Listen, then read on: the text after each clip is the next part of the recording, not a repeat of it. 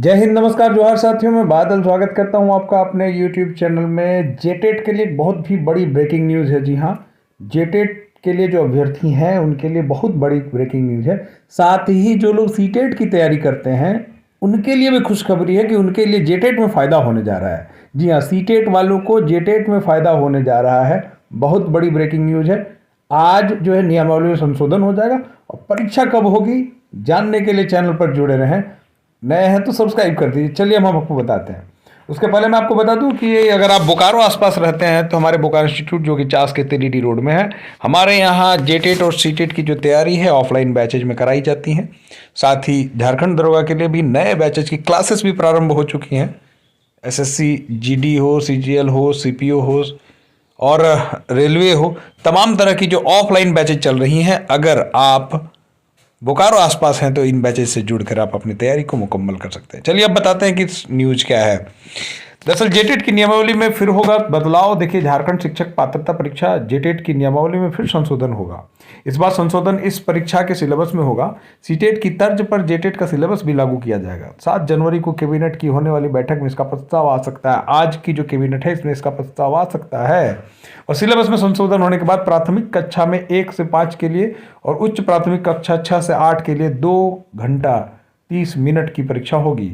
आज आ सकता है। अगर आज इसमें सुधार हो गया तो परीक्षा का भी उसका भी डिस्कशन हम लोग करते हैं और सीटेट वाले को भी कैसे फायदा होगा उसका भी डिस्कशन करते हैं। अंत तक बने रहिएगा।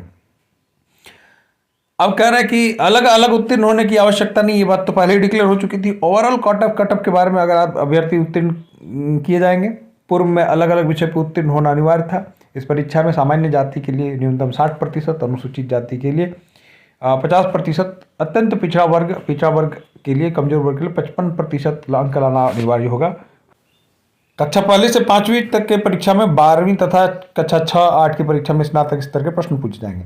अब चलिए हम लोग बताते हैं। चूंकि सिलेबस को सिमिलर टू ऑलमोस्ट सीटेट की तरफ ले जाया जा रहा है, संभवतः यह सिलेबस जो होगा सीटेट से 99% मिलता जुलता होगा।